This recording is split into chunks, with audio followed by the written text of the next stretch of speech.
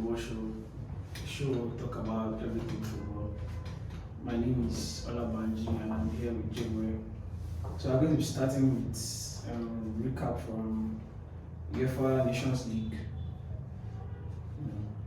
From this currently concluded international break. So yeah, Portugal played Austria and they played Denmark. They won Austria 2-1 and they lost against Denmark 2-0. And Portugal, they qualified for World Cup, top of their group.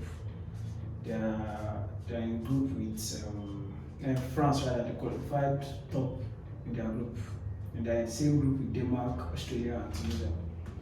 But they lost. They lost 5 games out of 6 in the Nations League. They only won 1 game. They lost 3 games rather. They drew 2. They lost their last game against Denmark. Before that, they lost against Croatia. They were the second to the last on the group. So, what do you think about Portugal's Portugal, France? Their recent part from Germany. So, they've been inconsistent since under Didier Deschamps. I think they actually play better when they are chasing the game, and that doesn't reflect well on Didier Deschamps, because apparently it is when he's chasing the game that he releases players to play freely. So obviously he needs to allow them more freedom to play. He's too negative. That's what I feel about their problems. I think he has to be more positive, play more positive. They have the players, they have quality everywhere. Just be able to be more positive and get the best out of these players. Yeah. Also, what do you think about the East selections, especially since the start of the Nations League? The East selection? Yeah, Deschamps. Well, he's just like Southgate. He likes, he doesn't really pick based on form per se. He picks the ones he trusts. Like Griezmann. Griezmann hasn't been playing full time. He hasn't been playing 90 minutes football. I think I just started 1 game and finished this season, and that was the Clasico. He has been entering for 30 minutes and yet still has his his shirts in France intact, even though the likes of Christopher Nkunku should be starting ahead of him right now based on form. I think the way he's going about things, I don't think it makes sense to be playing based on past exploits and not on merit. And this World Cup, he knows if he doesn't perform, even if he performs, I think he should still resign and let somebody else have it go. Yeah, because for me, I've been disappointed with his selection so far, especially in the midfield. He goes for power, physicality. That's the negativity I'm talking about. So I don't know. He sets up his team every time as the underdog, which should not be so. And I think they were affected by the lack of Benzema. It just shows everything he brings to whichever team he's playing for. They really missed him this window because of his injury. He wasn't called. Yeah, let's move on to Netherlands. Netherlands played Poland in the second to the last game in the Nations League. They won 2-0.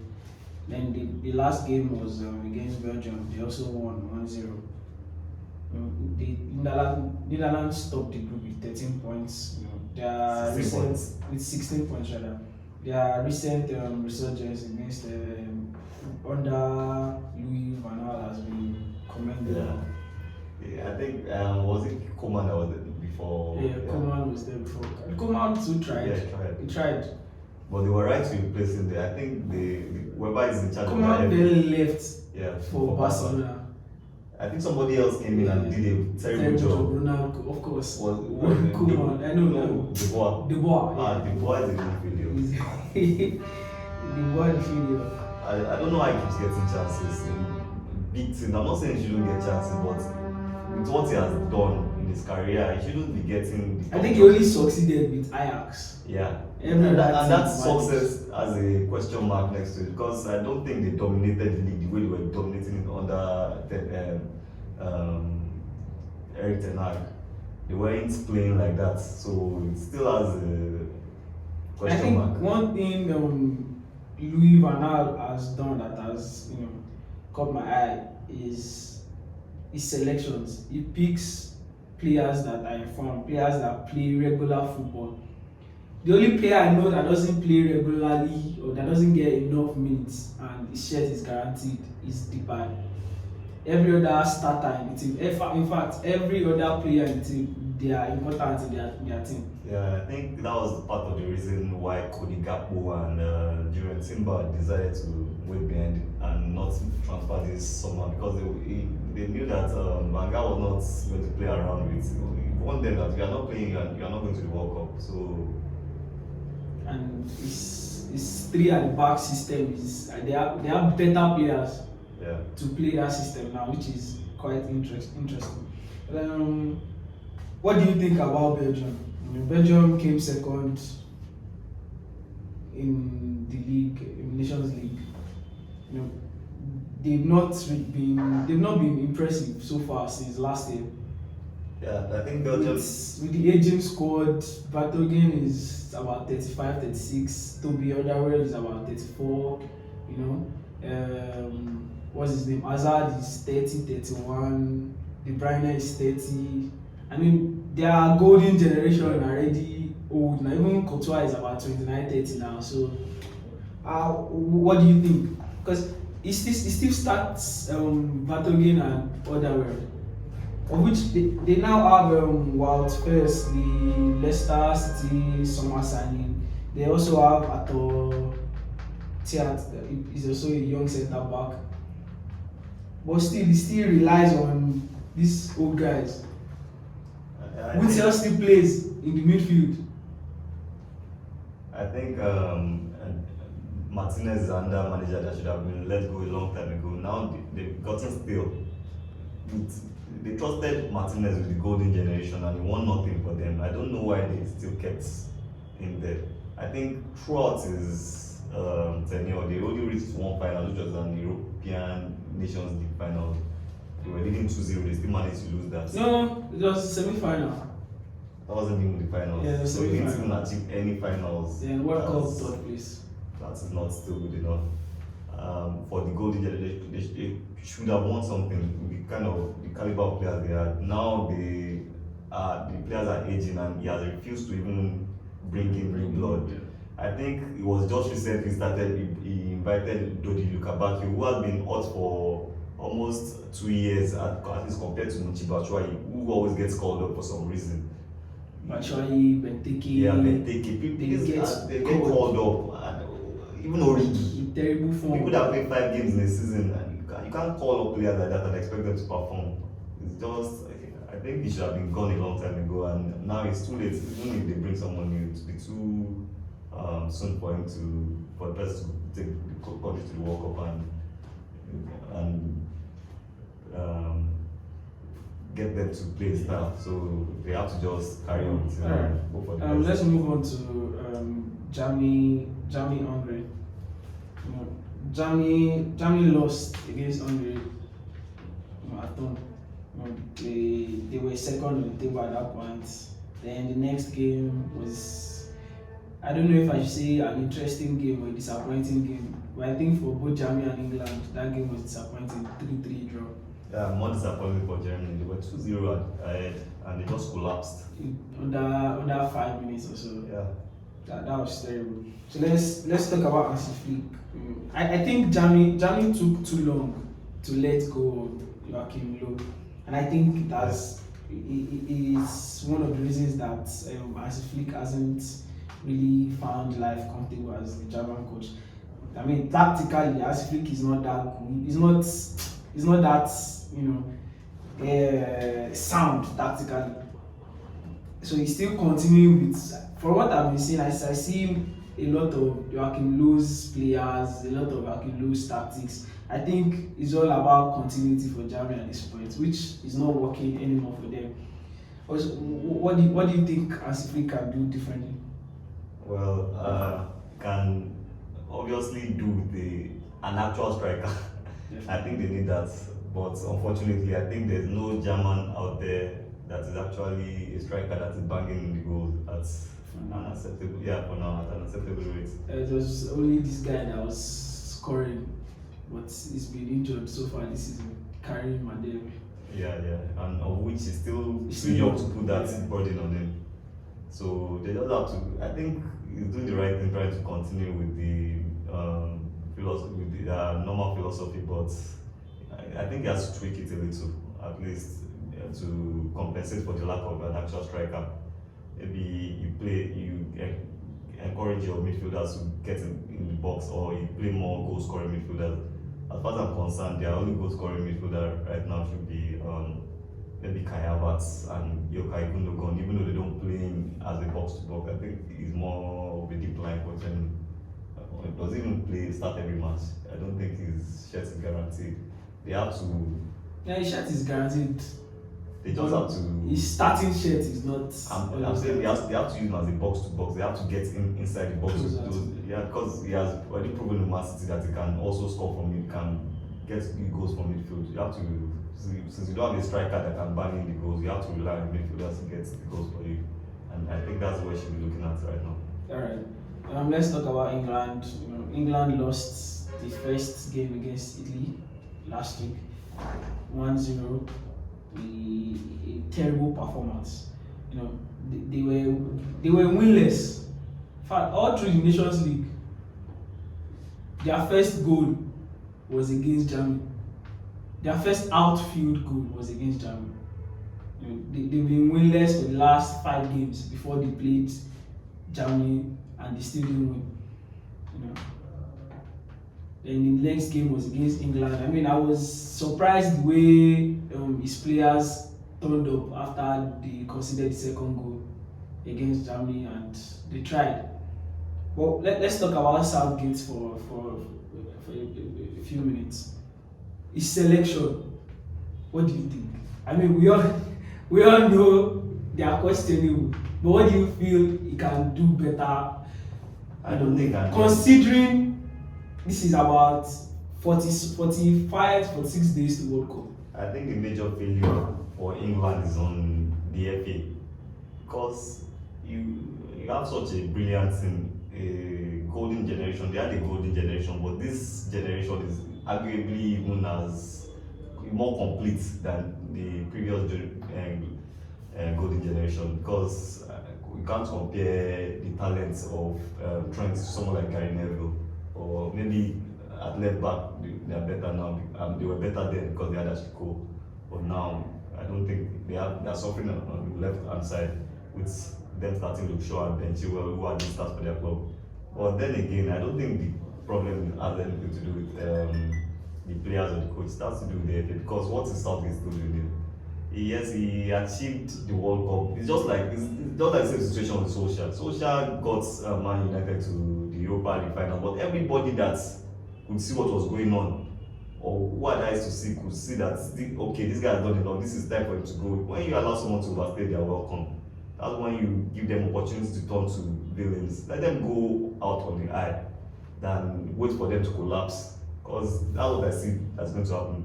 I expect them to be able to at least get through that World Cup group stage, because I think they have the easiest group for any of the big teams in this World Cup. So they should be able to get. I hope they will be able to get out of that group easily. But after that, I don't see anything. I don't see them going to fight this World Cup if they continue playing like this. Especially with this selection, how can you carry 11 defenders? You're already playing 3-5-2. That's already defensive. Then 11 defenders.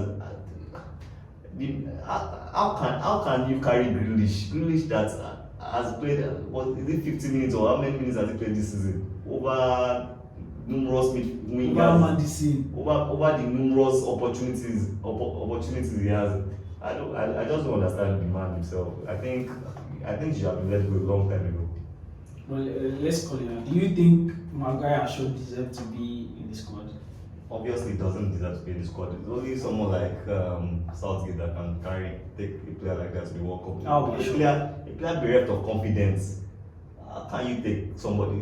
I think he might be thinking he's trying to help him, but at the end of the day, it's just worsening the situations. He's putting the job on. Yeah, he's putting pressure. He's putting Maguire's career on the line, not just pressure on himself. Putting Maguire's career on the line because Maguire obviously needs the bench right now. He's not in the best way. He needs people to forget about him for a while, then come back stronger. Alright, let's move on to Spain. Spain lost at home against Switzerland, and then the next game they went on to beat Portugal at home. I mean, for me, I'm not really convinced about Luis Enrique. It's a job you've been handling for, let's say, altogether 4 years, or more than like 4.5, 5 years altogether. It's still the same issue. You dominate all through, but in the final third, you're poor. Also, he is guilty of selecting players that are not informed, they are not playing as much minutes. Then he has this Barcelona bias that I don't seem to understand anymore. I think it's anti-Madrid, it's not just Barcelona bias. So why in the world are you calling up Asensio? Asensio has not played up to 45 minutes or more than 45 minutes this season. He has not played a full match. He doesn't have 90 minutes so far this season. What about Serbia? Serbia has only played like 2-3 games in the league. Why are you calling up these players? You have attackers that are banging, that are in form. But he keeps making the same selections, and it's showing in Portugal, Spain's game. They dominate all through, but in the final third they are poor. Then like a lot of combinations that these players don't understand each other. I mean, that's what I see most of the time. Aside him not picking quality players or players that understand their position or players that play that position in their club. Whenever he fields a team, the front three, they are never in sync with the midfield. In fact, they are never in sync with themselves because they don't play with each other regularly. Different combinations in different friendlies. So I don't know. I don't really see them doing well in the World Cup because I feel most sensible teams will play them the way Switzerland played them. Just sit back for them and eat them on counter. And that's what I expected Fernando Santos to do against them. But it didn't work out. So what do you think about Portugal? I think they have to move away from. I think the last 2 matches they played, Ronaldo was terrible. So they have to find a way to either get him back on form, or they have to find another solution there, or which they have ample solution. I think Jota can play as a false nine. He has done it for Liverpool and he keeps coming in. He has a good record for Portugal as well. As for the formation, I think their best formation to get the best out of Bruno, at least he has to be behind the striker. They have to forget about the 4-3-3 I think he has been using before. And well, I think he's making efforts to change because the last game or the second last game we won for Spain. I think he actually played a 4-2-3-1 and everybody performed well with Dalot against Czech Republic. I think Dalot scored 2. Bruno got a goal and an assist. Collectively, they were better. It was just Ronaldo that had a terrible game then also. So I think if they can get Ronaldo back on form or get a striker that can come in and also do something. What do you think about him deploying Bernardo Silva as a winger? I think he's a defensive manager. I think what makes him comfortable is 2 people, at least 2 defensive midfielders. Because when he was playing 4-3-3, he was also using 2 defensive midfielders. He just has to use 2 defensive midfielders. But even though it's not something I support here, I think because they have better midfielders. And I think Bernardo Silva can also operate from the middle. He has proven it with Man City. But I don't think Fernando Santos is someone to risk that. He doesn't want control. Yeah, he's too pragmatic to want that sort of control. He's not the kind of manager that is or likes to be on the front foot. He prefers to hit you on the counter or just be defensive and wait for his chance, wait for the opponents to give opportunities through mistakes. Like Mourinho cannot manage it. Moreno will not blame Cavallo over the likes of Mateus Nunes, over the likes of over Yao I'm Palhinha. not talking about individual selection. I'm talking about stylistically. I think all of them, most Portuguese coaches tend to follow the Mourinho way because he's like the biggest coach to ever come out of Portugal.